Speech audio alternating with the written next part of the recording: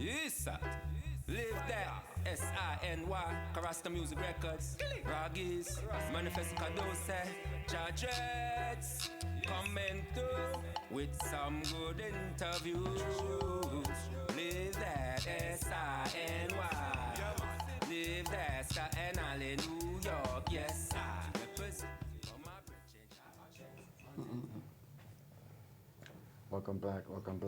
Live that SINY, your host. Today we have a very important, special show. We have a topic that we would like to make awareness to. We're talking about inflammatory breast cancer, right? Yes. And we're here with the one and only leader and founder of the Resilient Divas herself, Mirtha Brown. And And she's also a survivor. yeah, So we're gonna start off and allow you to tell your story first, if you don't mind. Okay. But I think DC has a couple of facts there, just to give people a little insight about this cancer. yeah, so inflammatory breast cancer is one of the rarest cancers that is known to mankind. It's rare to find. You don't find lumps. You don't find. It's not found in mammograms. It's not found in anything normal. So it looks like, nothing is wrong. But by the time that you find out what's wrong, it's actually pretty terminal, stage 3. So it's really rare to beat it. And my amazing aunt here actually survived it. So we're here for her to tell us about her experience and for her to, shed the word to everybody. Okay. My name is Mirtha Brown, and I am an inflammatory breast cancer survivor. I was diagnosed with inflammatory breast cancer in 2018, March 2018. In the beginning, I went to the emergency room, and I was diagnosed with something called mastitis, which you acquire when you breastfeed. They sent me home with antibiotics, and they told me to follow up. I took the antibiotics, and they told me that when I finished the antibiotics, if I didn't feel better, to go to the breast center, which I did. I finished the antibiotics, and I ended up going to the breast center, and they told me that maybe they gave me the wrong antibiotics because if it was a viral infection, the amoxicillin wasn't going to work. They actually gave me Bactrim, 800 milligrams. They sent me home, and they said when that finished, I should come back. I couldn't even finish the antibiotics because I started getting a lot of pain, and my breasts started getting swollen. From the beginning, I was getting just itching, which I thought it was probably the material from a bra or a blouse or detergent that I use. But it was getting too painful. So when I went back to the doctor, she was concerned because they did a mammogram, they did a sonogram, they did something aspirate. They put a needle inside my breast to see if I had some kind of infection, to try to see if I had any kind of liquid inside. They didn't find anything. So that's when they started worrying, because the sonogram, the mammogram didn't show no lumps, didn't show anything. Finally, they decided to do biopsy. A day later, after the biopsy, I get a phone call saying that I had inflammatory breast cancer, stage 3, which nobody ever heard of it. I never heard of it. So they asked me to come into the clinic and to explain to me what it was. I was not ready for that. To hear about how rare the type of cancer that I had. It was very rare. So my oncologist called me, and they took us into a room, which I was blessed to have all my family and my friends, Miss Etta Baptiste and my kids, there with me, because I don't think I wasn't going to be able to understand what they were talking about. So when they gave me the results, they said it was inflammatory breast cancer stage 3, which they didn't know how to treat. You know, just hearing that that it was very rare, it wasn't uncommon. It was just scary at that moment. But having my family next to me, I didn't even know what to ask, what questions to ask, but they asked all the questions. I think they heard more than me.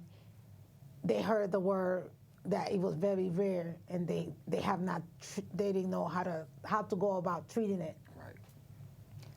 Right. But they did give me the options for me to go look for a second opinion. Mm-hmm. They did. They gave me the options that I could go find a different doctor, a different hospital, if I chose to, which I didn't. It's good to have options. Mm-hmm. Yes, but they did give me the options to go somewhere else, which I don't think for me at that moment were not the options, because all I heard was the terminal. Right. And I don't think I really wanted to start all over with the pain that I was in, you know, for them to give me the same results at that moment, Right. you know, so I just did. have one question before you go any further. They misdiagnosed you, right? When you first went in and gave you antibiotics. So Yes. how long was it from the misdiagnosed till when you found out what really was going on with your body?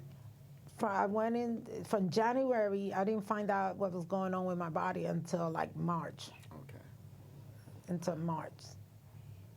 So my oncologist, they had a plan of care, Right. you know.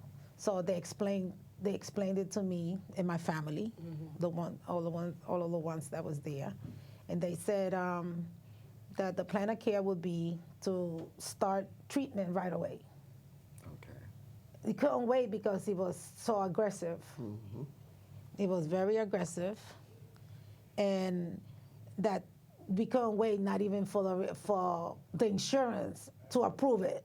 That was her exact words, because they were going to deny it because I was healthy, and I had no medical history. Right, supposedly. Right. So she knew that they were going to deny to even get a PET scan, some special tests that they had to do. Right. Because they have to request these. They have to request this test, but she was, you know, she explained to me, no matter what, we're going to do the test. They're going to pay later on.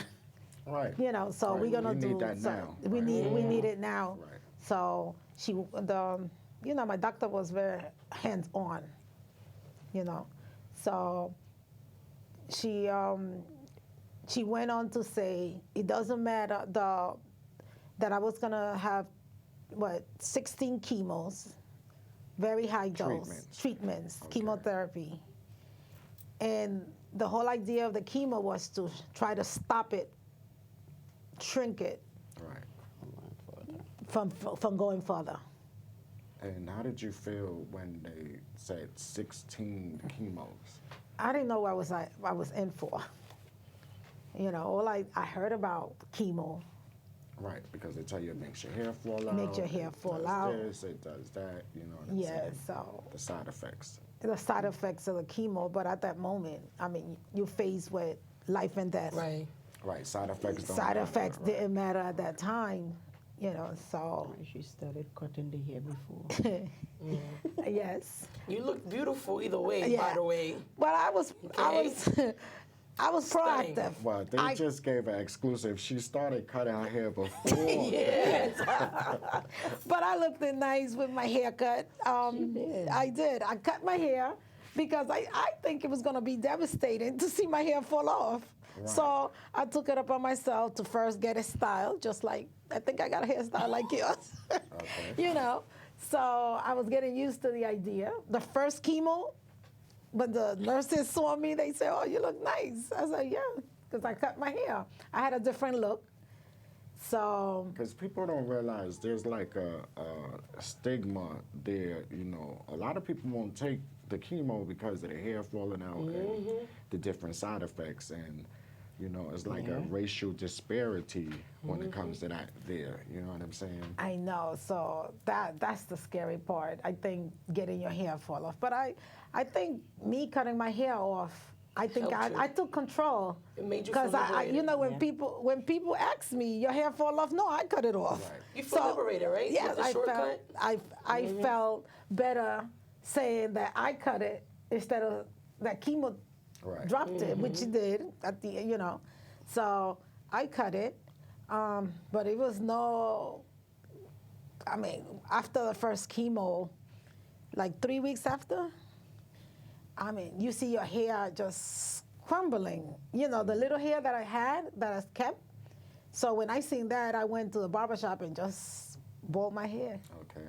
You know, because your hair get brittle. I don't know what it is. He just got like, That radiation. yeah, it was just brittle. Like it was amazing to see your body change. And another thing that the doctor told me was that no matter what I did, I was gonna lose my breast, Okay. which I think it helped me through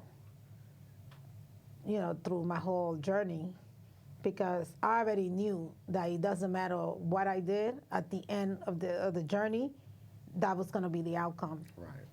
that I was gonna lose my breast. So, how do you feel after your right breast got removed, right? So, how do you feel after that? Blessed to be here talking to both, to all of you. I'm blessed. blessing, that's right. It's a blessing to be here. It's no way of how you feel. I think it's how you. I think a lot of the women is how you're gonna look without your breasts. I think that's basically a lot of people would. You know, you blame like society stereotypes. Like this is the stuff that they show to women and young girls, even with the Barbie dolls. Is kind of conforming now to where, it's not just based on the measurements and those features, but that is why we're doing this program today, to make awareness. You know what I'm saying? That it's either you're gonna think about your life or you're gonna think about vanities in life. And the good thing about her is she used this experience to be more resilient, literally. She used the experience to liberate herself and help others. She was resilient and exactly. beating it, And and she then beat she it. was just her. She's a free spirit, my aunt, which is awesome. So that's We one of only the things I paused love about part her. way through the story. We didn't even get to the meats and potatoes exactly. yet. We We gotta just get to the started. good stuff. She was preparing for it. Nice She prepared. info. Let me just ask y'all while you're sitting here. Y'all were there when she was going through this, and just give me just the basic day going there with her. Well, I know, from the time I saw that breast, I said, oh no, it gotta go. Right, I tell her that breast don't belong there. right. So I guess, my friend was prepared to take it out. She didn't hesitate. She just said she didn't want a second opinion. It's not supposed to be there. And she just wanted it out. And she was good. She really prepared herself. Yeah. Okay. With everybody around her. She had the best support system. No, Yeah. I had the best support Best. system. I Best had supporting people. I had in my chemo room, I would have 5 or 6 people coming to chemo with me, Right. and And that's I get that- strange, right? that's- Because it there's was- people there with nobody. yes, it's really strange, because when I was going to my chemos, believe it or not, the nurses and the patients were looking forward to see Resilient Divas. Where I went to my I went to my clinic last week and they asked me, it's so strange seeing you by yourself. You know, because they were there, every chemo session that I had, you know, and you have to be appreciative of the people who take the time to be with you at all times. Miss Baptiste here would work 11 to 9, be at my chemo at 10, we leave chemo like 4 o'clock, and we go out to eat. Okay. We go to a different restaurant. Oh, y'all resilient. No, for real. Right, I'm not surprised. You know what I'm saying? We, For real. what we eating today? Wait We'll till you go hear the to the Colombian restaurant, but you don't know why. Right. Because I couldn't eat. Mm. And they used to see who's gonna eat my food. Oh. Yes. Right. But I remember the first time that I ate all my food, they were like, So the chemo took your appetite. it off. takes your Yeah, it did. appetite. That's another side effect. I could, side effects. I couldn't eat. Even I was hungry. Okay. I was very hungry, but it just, So this is to show you, like, even though you hear the word cancer, don't give up. Thank you. you can't give You up. cannot. You have to live. Thank you. Yep. But you need your family. And get some support. You You need was your just talking family. about that, right? Family You support. said how people sometimes are so ashamed of the outcome of what's going They on with the should not. cancer. They don't even like to tell their families what's going on I with know. them or anyone. And So you Yeah. don't find out until it's like RIP on the Facebook. page. Yes. And then it's like, what happened to What them? happened? Right. And then you get the story. Oh, They had cancer But- and they was hiding it. And Right. But people have to realize the ones you hurt is your family, because even when you hide it from your family and your friends, they feel empty because they feel that they didn't do nothing. You didn't give To them a help. chance. You didn't to give them help, a yeah. chance to be there for you. Yep. In my experience, a lot of my cousins, like, you know, I was amazed when I used to get a phone call. No, we have to come. My sister Ruth came from Florida because she never went to one of my chemos. And my last chemo, she said, "No, I see everybody there with you." And she came to be to my chemo. My cousin Annabelle, Marie, you know, Patricia. There was all my brother Eddie. I had a support system. My daughter Carmela. Everybody was there for my support. And I tell everybody, without them, Right. I couldn't be here. I won't be A lot here. of people, they needed to hear this right now, and I'm glad you brought that up because that's a part of beating it also is having that family support and that familiar support and, you know, just allowing people to because it's be also a there mental for you. thing. It's To be also there a for you. mental Yeah. thing. It's very much a mental thing as well, right? It could take a toll on you, your physical and your mental. So. Right. But unfortunately, there's a lot of women that especially during the coronavirus, because I was one, you couldn't have no one in the hospital with you. Right.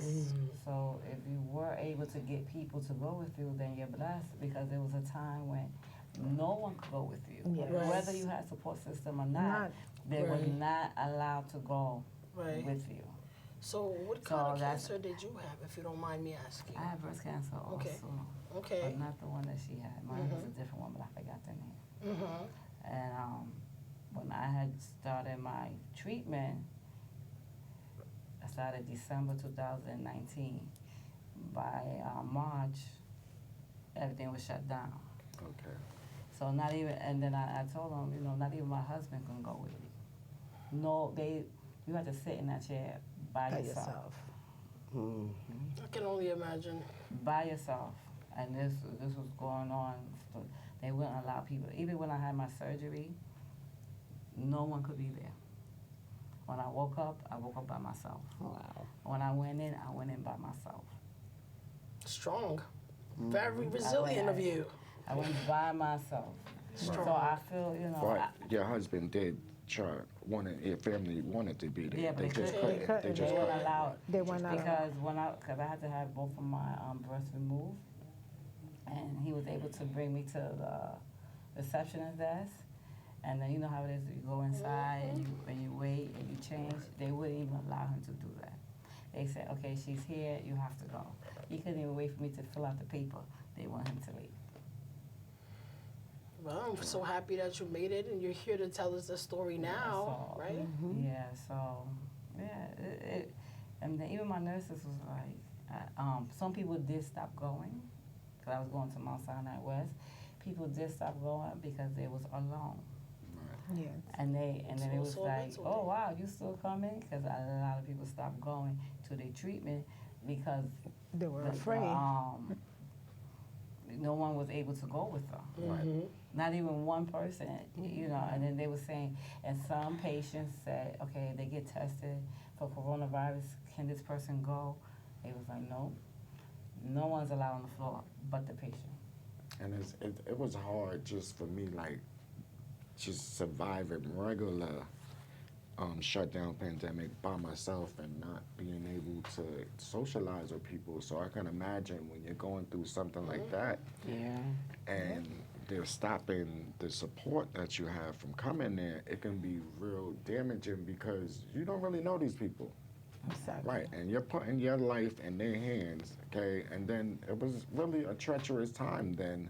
You know, vital organs, okay, they'll take what's good, you know what I'm saying? And I hate to say it, just cast you to the side after they get what they want. So Yeah. it can be very damaging to the mental of, should I go, should I not, can I go, can I, you know. It's really important for us young people to pay attention to our bodies because we have no idea. We just living our lives regularly, thinking that, you know, it's no, not me, not yet. It's not for me, but it happens to anybody. So please go to your providers and Check up on everything. Yeah. So what You have happened to. after the last chemo? Well, after the last chemo, Tell well, the truth. after the last chemo, they give you a break to see how well. That's the scariest part. Right, and one thing, the 16 sessions, how did they break them down for you? Every week. Okay, so one time a Yeah. week. No. Oh, One every week, every Back to back? Thursday, It was back to 16 back, weeks. Yeah, once a 16. week. Yes, Oh, okay. once a week. But I think you took more than me, right? Yeah, Yeah, she took more than me. I think was like 30. Wow. 30. She took like 30. So they give you a break, like 3 weeks breaks before they could retest you to see how well if the chemo worked. Yeah, yeah.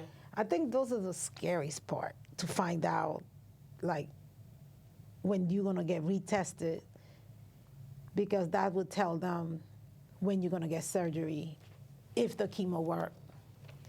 So I think I finished at the end of August. I got retested like around September, in the middle of September, Okay. and I was happy to know that the chemo did shrink. You know, and you could have seen the difference in my breasts. Like, it was amazing. Yeah, I wish we would have had the pictures Yeah. uploaded. Yeah, to see so- the pictures, but And I mean, I asked them, do I really have to take my breasts off? Because it was a big difference from when I started as to the right before I had the right, surgery. this is after the chemo. After the it chemo. shrunk it down. Yeah, it just shrink looked it. normal to Looked you. normal. That you didn't want It looked normal to me, but my doctor said it was there. It's still there, yeah. It was there. So, Ms. Brown, I explained to you that the outcome would have to be removing your breasts, do a mastectomy. So we did. October 18, 2018, I went into surgery and I had my right breast removed. After they remove it, they send your breast to the lab and they do further tests. I was happy to get good results because, I don't know, they call it the markers. And what exactly is that? The markers is they want to know how much are you a candidate for the breast, for the cancer to come back, and that's when they decide are they going to keep you in with a medication. They give you 5 years medication, which is still chemo, 5 or 10 years.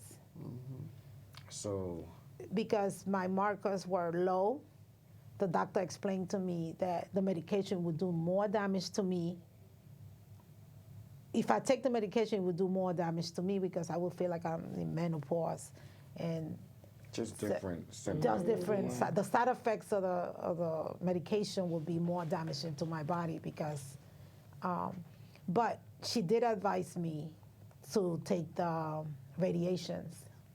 Okay. But she did explain to me because the markers was low, the insurance might not want to pay the Once radiation. again, that Here we go, insurance. insurance. Right. Insurance, You ain't insuring because I think nothing. you have to have certain amounts of cancer cells. I don't know. Which makes no sense. Which it makes no Right. sense for the Any insurance to cancer- pay. Right. Any cancer, it should be addressed. Period.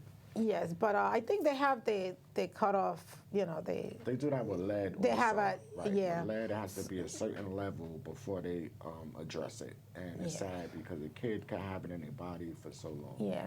So when she still sent me to the next step. I said, my job is here, it's finished, oncologist, but I have to refer you to the radiologist. So between you and him, we have to make that decision. Do you want to take the radiation, or or do you just or you don't want to? So when I got to the specialist, he explained to me he would feel safer. I would feel safer for me to take it. Right. And he explained to me again, but because my test results, they might not want to pay. But if I give him a chance, he would say they have foundations that if he recommended, Right. he would get the people to all the foundations to pay for the radiations. And So and this is after the 16th. that's after I remove my breast. Okay. So he told me just give him like 6 to 8 weeks to get a results, and he will call me to let me know did he get somebody to finance the radiations. So in between that time,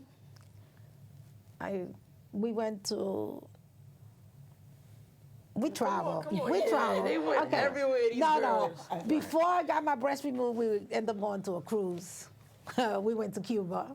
You know, Where after else? the chemo, Where else? that was the celebration of finishing my chemo. They're being so modest right now. Just celebrating life. Celebrating life. Yeah, and they're So- being very modest about it because they traveled everywhere. Okay. I mean, but So Don't that, put them on that the was spot here. after that was after the chemo. So after they removed my breast, we ended up going to Guatemala and Honduras. Where else we went? But we traveled. And I came here the 12th of December, and I started my radiation the 13th of December. Which from there it was like every day. You have to take radiation every day till the end of January. Every day at the same time, 11 o'clock. And and you go to the facility. I go to the facility, and it's only, it's amazing. It's just like not even 2-3 minutes. And how much damage it does. Right. How What is it, a room? It's Is a it little room like here. They lay you down, and it's just nobody else can be in the Everybody room. runs. Everybody runs. You there, and he just goes. Zzz. That's it. Okay. But the after effects Yeah. is horrible. Which are? Which are it burns. You feel like it just burned you. It didn't happen right away. It happened after I finished all of them, like 2 weeks, 3 weeks. It was burning your breast or the rest of your body? The whole, from my neck, everywhere where they, system, Yeah. inside the system. only on the side where they gave it to me, but that was to make sure that it was not all the cancer cells was gone. I had to understand that's what they were trying to do. So because it was rapid, they only didn't do here.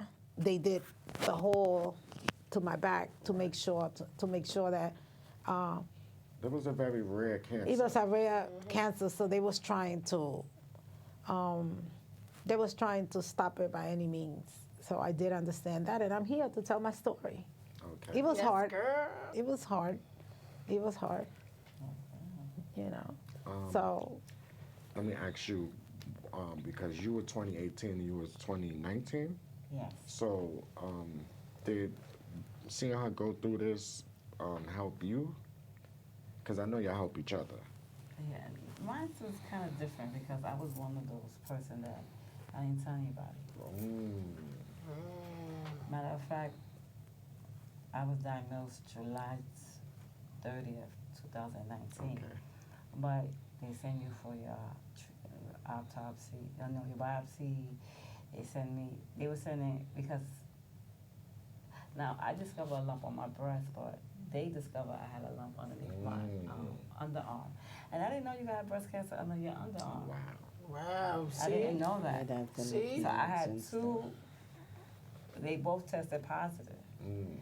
And they took out a lot of lymph nodes from my arm because I had cancer, and they consider that breast cancer. So Did it spread, or was it just two separate? It was just two points? separate, Right, okay. but they said that it looked like it was starting to spread. So thank God you was Yeah, on because time. they said that once I was stage 4, all they could do was make you comfortable. The ones that I had, they said that there would be nothing that they could do, Right. because once you stage 4, they just make you comfortable. They don't give you treatment because the one that I have, they say it doesn't make sense to give you treatment because you're gonna pass anyway. Right, and then it's a lot of wear and tear on you, unneeded wear and tear when you're already facing, you know. Yeah, but I was stage 3 and 2, so Thank I was God. okay. But that's when I got the surgery, because when I first got diagnosed, I was stage 1 here and stage 0. By the time they did all the testing, I was We stage didn't 3, even know there and was then I was a- stage 2. Come on. See, people, we didn't know there was a stage 0 of cancer. Yeah, So yes, there how are. many levels of cancer are there? Because we don't. Yeah, the stages. It's from 0 to 4. And Oh, fourth is, see? Yeah. fourth The is the final, worst. Yeah, 4 is the Fourth is the worst. worst. When they first, because I discovered the lump, and when they first, when I went to see when I finally went to see the doctor, because I went to my primary, and my primary referred me, he said, yes, you have a lump, so he referred me to get a biopsy right away. So I had to get a biopsy right away. And then Dr. Lee, and then they called you back again so you could get another biopsy to double check to see if it tests positive again. And then that's when I got referred to the doctor, and then he also send you to get more testing. More testing. Okay, so by the time I finished all my testing, It was good. it went from Just 0 Thank God it wasn't more tests. You know what I'm saying? Right. But now you see why I didn't go get a second opinion, because I was already stage 3. yeah. So I don't think I would be telling my story right here. Right. That's one thing they actually need to change. It's Yeah. almost like the mail system where it has to go to this office, this office, this office, and I find like everybody wants to get paid. okay? Exactly. Right. You're gonna hook your homeboy up because your homeboy does Because this. everybody right. want their right. own But testing and everything. But to they see have where to it get. is. If you go to a different facility, they're not gonna take their word. They have to. Get their They have to Right. get No, their I own. understand that. Yeah. But once you have a definite, diagnosis, it should be more about treating it instead of, let's send you over here. Right. They can keep sending you to all of these places, and it could be a situation like where, if they would have kept sending her anymore, she wouldn't be sitting here right now. Word. It's true. It's true. I'm so happy that everything happened the way that it did. And now you have the opportunity to help others. Yes. So, Right. And you survived the rare form. rare.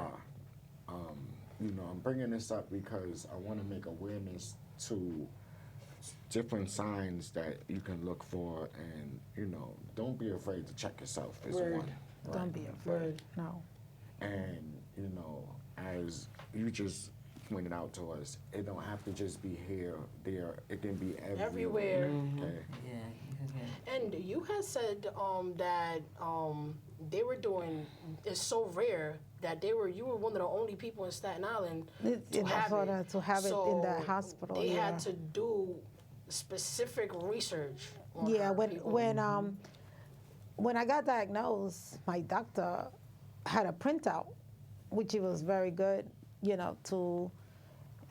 said they never really treated a patient with inflammatory breast cancer. and they had to, I guess, research. When they got my diagnosis, they researched, and they went about not too many people in the world had it. Right, So but they was see- just rolling with the air with Yes. things. But And guess what? Now they can say they have, and they treat the one who Thanks to survived. you. They get the Yeah, experience. they Thanks got to you. Who survived, you know what I'm saying? And in the Girl, medical got journals, goosebumps. right? But yeah, they, in the they medical was journals. hands on. They was very well. She was with me every step of the way. Miss Baptiste was, and I must say, you know, my oncologist, my surgeon, even the nurses, in the hospital, they have something. They have nurses who navigate your case. I didn't have to make appointments. Right. They do it for you. They would just call me and tell me, Ms. Brown, we already got you an appointment to come and do this. You know, it was a nurse there who was assigned to my case, and everything I needed, I didn't have to. I guess I wasn't going to be able. I'll be honest, I wasn't going to be able to really keep up with all the medical appointments, and they would do it for me. Okay. It's a navigator. They Let me call it. just find out. Did you have the same treatment because you went through it pandemic time? No, I had to make my own appointment. Right. So. Once I finished from the chair, I have to go, and I have to make my own appointment. But sometimes there was a nurse when she was there. She would give me my paper and said, "Here's your appointment." Right. But most of the time, I made my own appointment. Which was hard because all the side effects and Other side just the effects. draining you. Yes. Right. Yes, and just yeah, and then transitioning. I thank her too because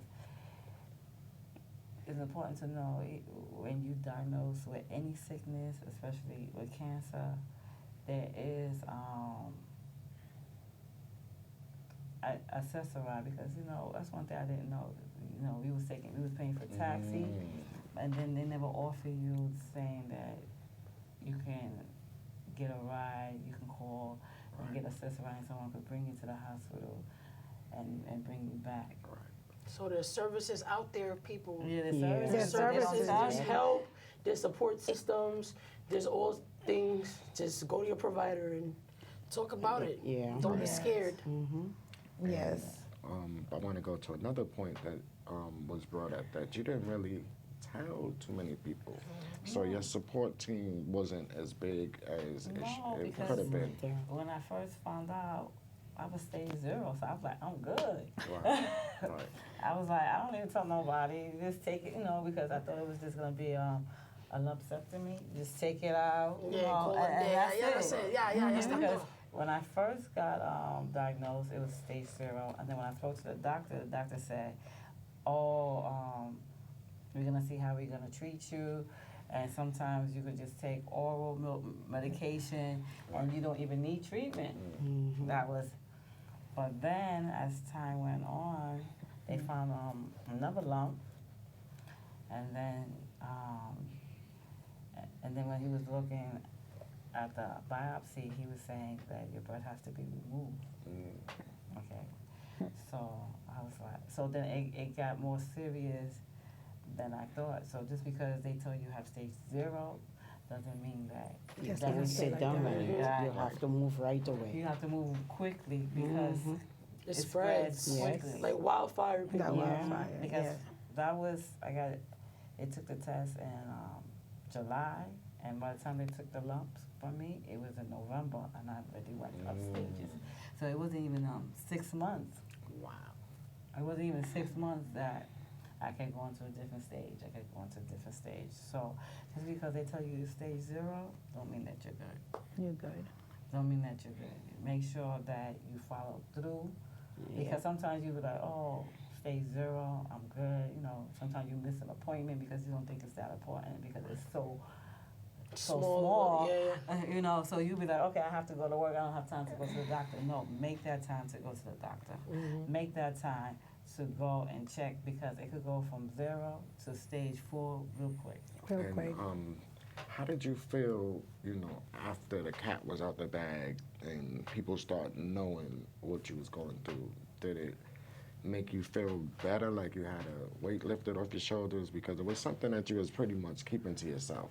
Well, I'm very private, so it wasn't like a weight lifted off my shoulders. I just know that I had to.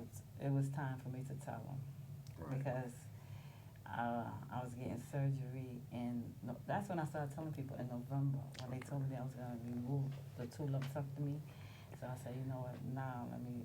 But I only told the closest people to me, very closest. Very people. close people. That it wasn't for me to tell everybody. Right. And only because I feel that it is good to have your support system, but I didn't want everybody to know because some people do reach out to you, but if I wasn't sick, I felt you wasn't gonna reach out to me. Right. So I only. You didn't want people to feel No sorry. pity. Yeah, no I pity. didn't want no pity. pity. I don't want you to come to me because now you know. It's something that it should be established. That's why I only told the people that I'm in close communication with all the time. Those are the people that I told. That deserve to know. That deserve to know. Mhm. Not everybody deserves to know. Because if you felt that way about me, then where have you been? That's just my, you know. I agree with you. That was just, you know, my way of thinking at that time. And then I realized just because you're not in contact with people doesn't mean that everybody's busy, because this is the United States, and it doesn't mean that they're not thinking about you and they don't worry about you.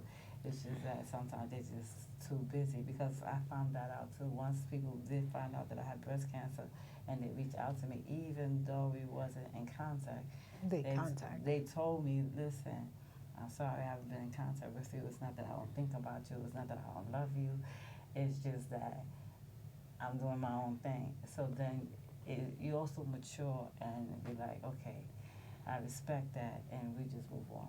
Right, because some people, like, you're going through it, but then they're going through it also. In a different way, in a different form. We always think we're alone, and it's a lot of us actually going through the same things together, which is why it's so important to have segments like these to let everybody know that, you know.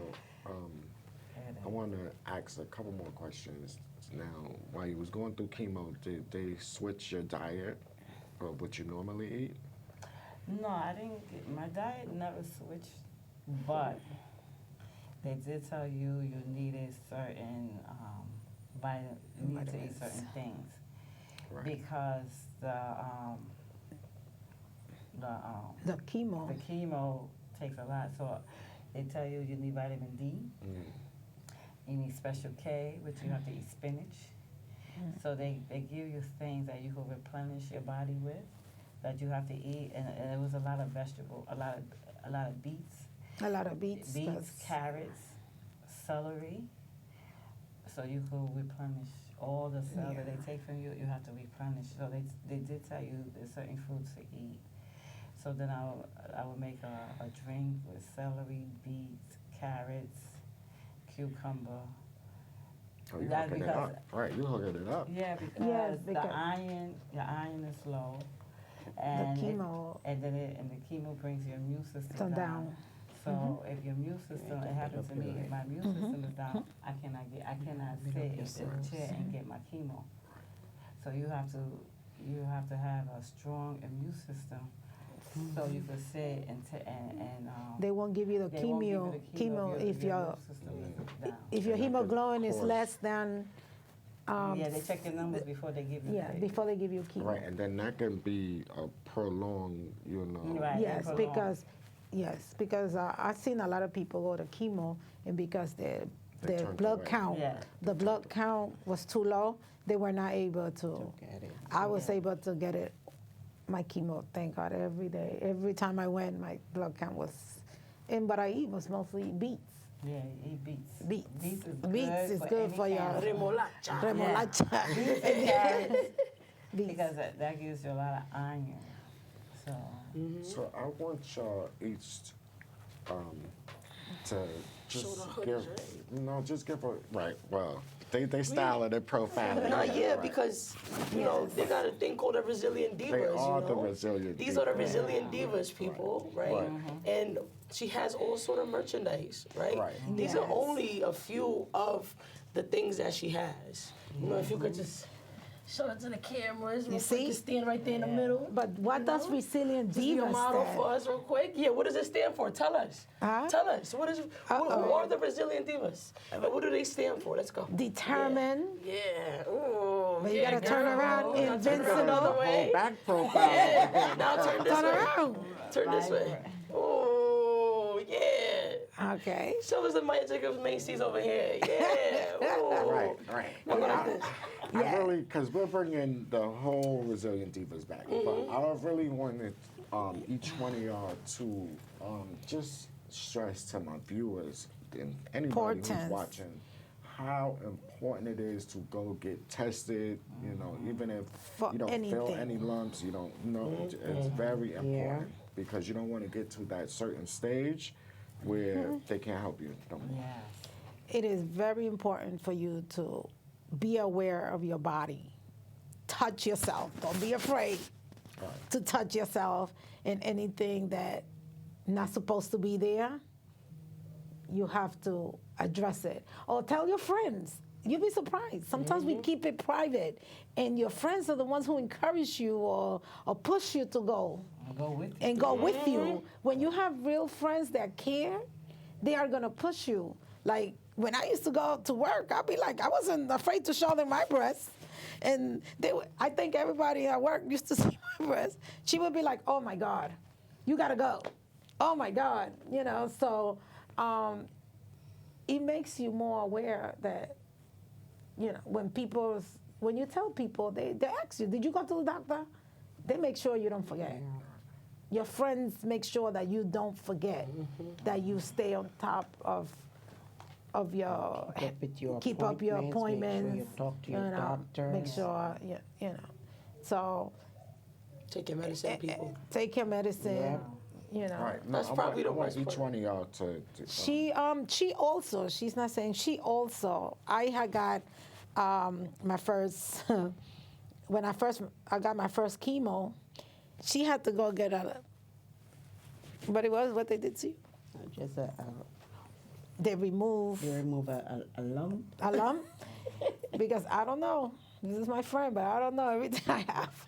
Right. So I went with her, even though I was, through it together. yeah. So I had chemo. So before you went through it, you supported her going through it. I took my chemo April 8th, and she had an appointment at the hospital to go. I went, even though I was feeling sick, because what happened, chemo, you don't feel sick the Right first away. day. Right away. It comes You- after.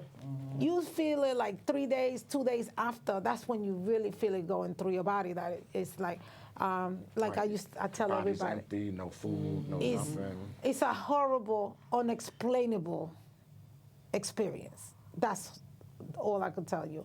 It's a horrible, unexplainable. You can't even explain it. How you feel, what it does to your body.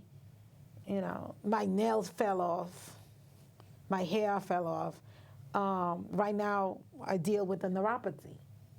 The side effect of the chemo, And what is that? neuropathy, that your hand, your feet get numb. You know, we go through that. Like, you have to, like, numbness.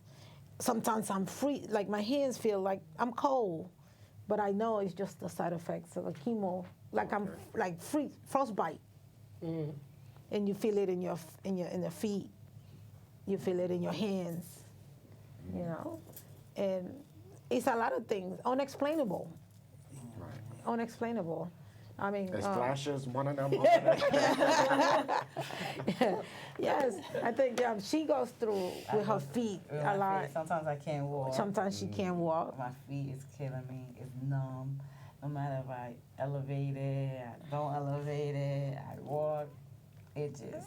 Yeah. it's So just we know we're learning to live with it. I'm learning to live with it. We're learning to live with it. Right. Live is the most important Yeah. thing in there. Did You're you guys- alive. Get any counseling after or anything of the sort? I had to get counseling because like I said, when I was going, even though I didn't tell people, but when I started telling people, I had my support team, and then they couldn't come. And then during the time I was getting chemo, my best friend died. Yes. So I had to get counseling because not only did I have to go and deal with this breast cancer, I had to deal with death. Yes. And she was like one of my biggest support system. And then she was like, "Oh, I don't want to lose you." Because I was like, "I don't want to do chemo." She's like, "You have to do chemo." Because I didn't believe in, She's I don't believe more in, natural. I believe more in natural. So, fussing with her, I went. My husband too. So I said, "Okay, I'm gonna go ahead and do this stupid chemo." Right. Stupid chemo. Stupid chemo. That's good. And then she passed. Yeah, because some people go through it worse than, others. Yeah. It could be mental, It is Yeah. mental. But sometimes people, because they get so depressed, it's not even the sickness that kill you. That's what I said. You know, Worrying. mental. It's the worrying. it's worrying. the depression. They Right. go It's the into fear. the fear. Yes. And I didn't have time to have that fear because She was like, I'm outside. no, It was nonstop. they kept me going. Yeah, they They they're kept really me good going. friends. They every day we have to wear these heels, and me and my bald head, we like and I don't even know how I wore them heels. I look at those pictures now with my feet just like this. But and my kids was the key. They were there. My daughter took off from work. Shout them out. Please shout them out. Carmela Cubas, Jason, and Alex. They were, and Martin, my boyfriend. Okay. Everybody was with me every step of the way. Patricia, Marie. All right. I had a team. And, when I got diagnosed, I remember me laying in that bed and all three of my kids was there. And I had to tell them, it is the hardest thing you gotta do. Right. It just like seeing my kids, how can I tell you, look at me. And, I see my youngest son just like, wow. You feel like the world. Like, You're here. That's right. Like, it was just something. And all I could tell them is, I got diagnosed with cancer, but all I could promise you that I'm gonna fight. All right. And That's you it. fought, you knocked that man down. And they were there. They were with me at all times. She would come from work, and she had to be at work at 11, and she would lay there in my bed with me, and then go back to work at night. Where do you find, Yeah, you don't find that kind of support. And I know she was tired. I remember one time, because I'm in the chemo, and she's in front of me, and she's sleeping.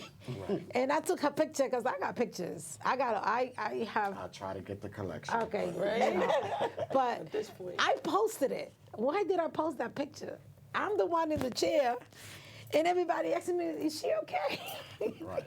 You were happy, that's why. No, but you know what? I was happy. Yeah. I was happy that no matter. I was trying to show people that she came from work and she's sitting right. there with me for another 7 or 8 hours. How many hours? Like 7 or 8 7 is hours. long. 7 hours, and and she was just sitting there with me.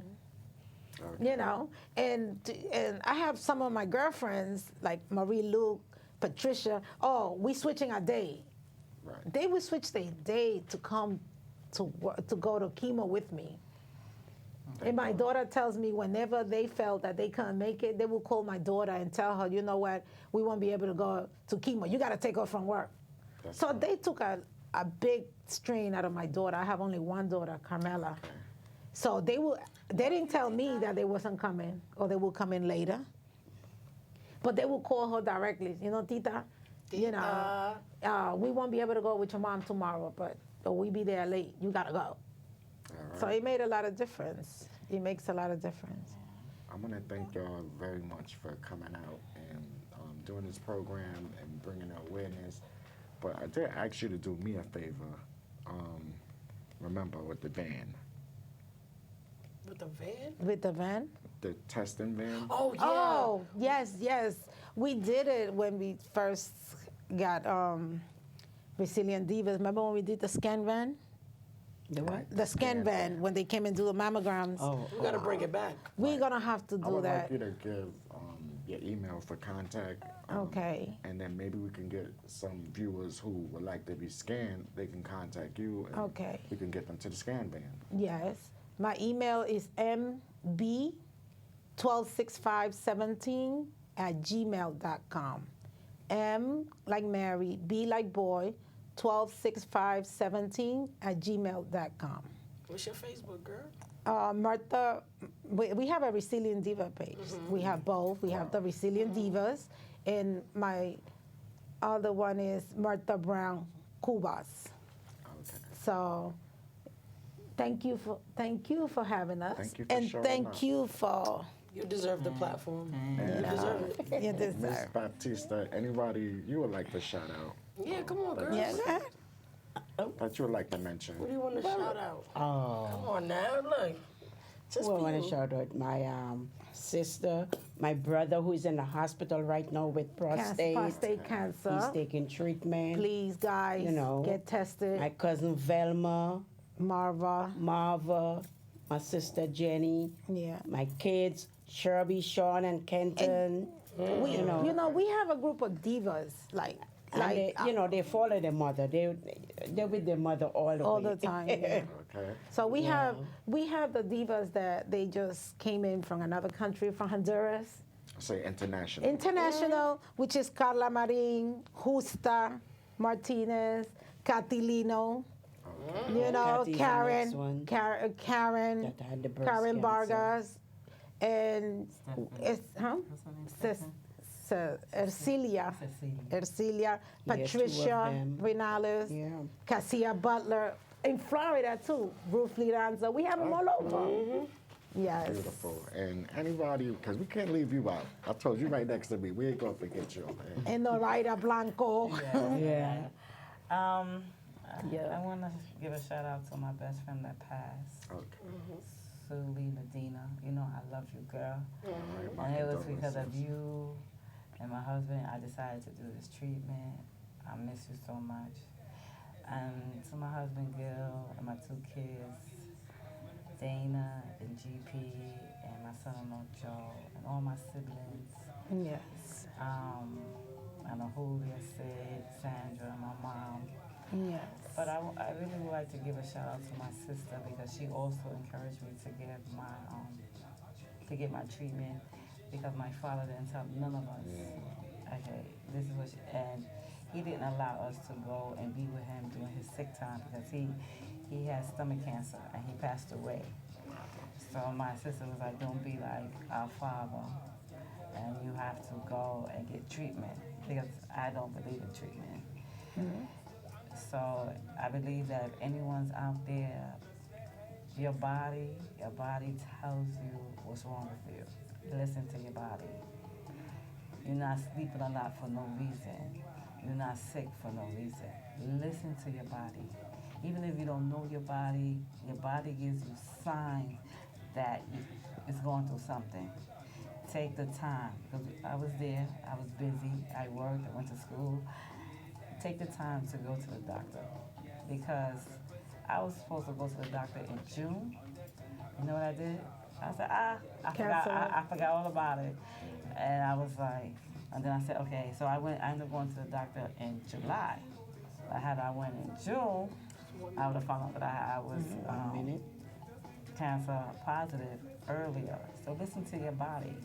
I pushed it off because I had to work overtime. You're a mother. Our father, taking care of yourself, taking care of everybody, but you have to take care of yourself. We don't take care of ourselves. We take care of everybody but ourselves. So it's very important to take care of you, because if you don't take care of you, no one's going to take care of you at the end. Because the stages of cancer go so fast, so quick, within weeks, that by the time you want to take care of yourself, it may be too late. Well, We're gonna wrap up. Thank you. Thank you for inviting us. Thank you for inviting us. And now. So, yes, I